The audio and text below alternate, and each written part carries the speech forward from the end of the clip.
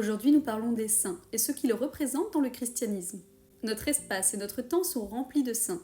De Saint-Pétersbourg à Saint-Jacques-de-Compostelle, notre Europe est constellée de villages et de villes qui portent le nom de saints ou de saintes. Si dans les premiers temps du christianisme, saint Paul appelait saints tous les fidèles du Christ, ce titre est réservé depuis le XIe siècle à ceux que le Saint-Siège a canonisés et que l'Église vénère. Ce qui est bien différent d'adorer, mes chers amis protestants.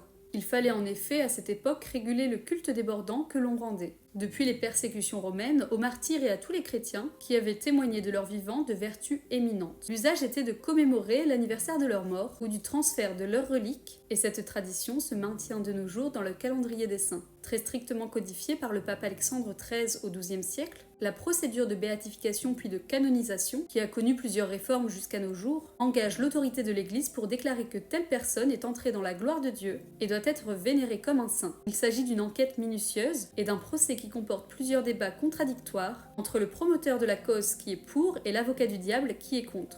Après la Vierge Marie, qui a une place privilégiée dans l'Église, les saints sont les apôtres et les martyrs, dont de toutes jeunes filles comme Sainte Agnès, certains papes et prélats, des clercs de tout rang, mais aussi des laïcs. Dernièrement, nous avons eu Saint Carlo Acutis et Saint Pierre Giorgio Frassati. Les saints et les saintes ont entièrement consacré leur vie à l'amour de Dieu et des autres, et se sont laissés guider par l'Esprit Saint. Sous leur invocation, on place des paroisses, des monastères, et chacun de nous reçoit au baptême le prénom qui lui vaut la protection d'un saint particulier. C'est ce qu'on appelle son saint patron.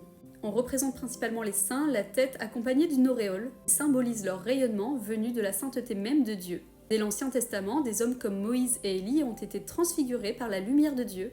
C'est pourquoi ils entourent le Christ sur le Tabor. Mais le culte que l'on rend aux saints n'enlève rien à celui que l'on doit d'abord à Dieu. Comme le chante la préface des saints, Dieu, en couronnant les mérites des saints, couronne ses propres dons. La vénération des reliques fait aussi partie de la tradition catholique depuis ses origines. Elle est en parfaite cohérence avec le mystère de l'incarnation, qui respecte les corps, membres du Christ et temple de l'Esprit.